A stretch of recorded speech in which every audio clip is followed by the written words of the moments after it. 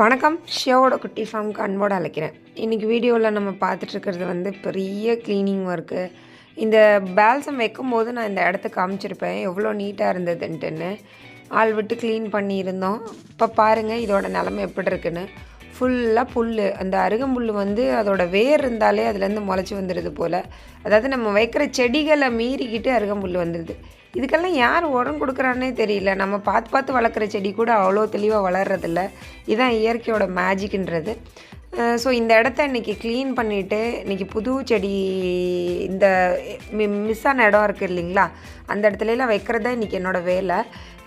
இது எப்படி மிஸ் ஆனிச்சுன்னா 1-2 அழுகிடுச்சு மழையில். மீதமெல்லாம் அந்த புல்லை இருக்க வந்தாங்களே ஒரு அம்மா, அந்த அம்மா எல்லாத்தையும் தலையோடு வெட்டி போட்டு போயிட்டாங்க.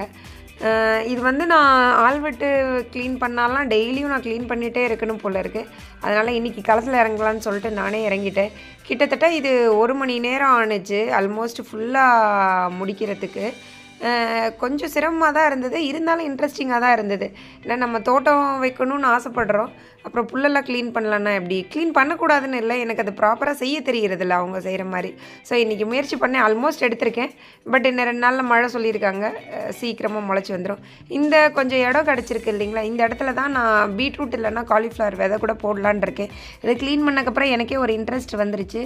டெய்லியும் ஒரு 1 மணி நேரம் இந்த மாதிரி க்ளீன் பண்ணிகிட்டே இருக்கணும் போல் இருக்குது. இன்னுமே அப்படி க்ளீன் பண்ணிட்டே இருந்தோன்னா நமக்கு நிறைய இடம் கிடைக்கும். ஸோ இது வந்து ஏற்கனவே இருக்கக்கூடிய அந்த நான் விதை போட்டு வச்சுருந்தேன் இல்லைங்களா, அந்த இடத்துல இருக்கக்கூடிய செடி கொஞ்சம் மிச்சம் இருந்தது.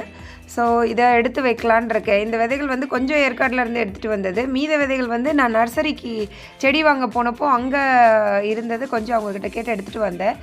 அது பார்த்திங்கன்னா ஆனால் ஒரு இதழ் தான் இருந்தது. அந்த ஏற்காட்டில் எடுத்துகிட்டு வந்தது கொஞ்சம் பெருசாக இருந்தது.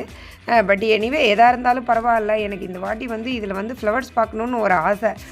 ஸோ அதனால் நான் இது வைக்கிறேன். சின்ன வயசில் எங்கள் ஊரில் ஒரு நகரத்தார் இருந்தாங்க, அவங்களோட குழந்தை என்னோடய ஃப்ரெண்டு. அவங்க வீட்டுக்கு போகும்போது அவங்க இது வித்தியாசமாக அவங்க வீட்டில் பெரிய கார்டன் வச்சுருப்பாங்க. நிறைய கலரில் இந்த பூ இருக்குது. இதோட விதைகளை இப்படி தொட்டு விளையாடுவோம், வெடிக்கும். அப்போல்லாம் எனக்கு அவ்வளோ ஆசையாக இருக்கும். அவங்க வீட்டை பார்த்தாலே அப்படி ஒரு ஹெவன் மாதிரி இருக்கும். ஸோ அப்போலேருந்து எனக்கு இது ஆசை, இந்த மாதிரி நம்மளும் வைக்கணுன்ட்டுன்னு. ஸோ இப்போ வாய்ப்பு கிடச்சிருக்கு. இந்த இடத்த ஃபுல்லாக இப்போ ஃபில் பண்ணியிருக்கேன் பாருங்கள். ஏற்கனவே இருந்த செடிகள் எல்லாமே நல்லா பெருசாகிட்டுருக்கு. இப்போ வச்சது கொஞ்சம் குட்டியாக தான் இருக்குது. பட் பார்க்கலாம், இந்த மலைக்கு வந்து நல்லா எந்திரிச்சு வந்துடும். நெக்ஸ்ட்டு சீசனுக்கு இது ஒரு வேளை சீசனில் தான் வருமானு எனக்கு தெரியல. சீசன் இருந்ததுன்னா நெக்ஸ்ட்டு சீசனுக்கு கொஞ்சம் ஆன்லைனில் விதைகள் ஆர்டர் பண்ணி நிறைய கலராக வளர்க்கலான் இருக்கேன். இந்த புல்லை சரி பண்ணுறதுக்கு ஏதாவது ஐடியாஸ் இருந்ததுன்னு சொல்லுங்கள், நானும் ஃபாலோ பண்ணி பார்க்குறேன். வீடியோ பிடிச்சிருந்ததுன்னா லைக் பண்ணுங்கள். Thank you very much.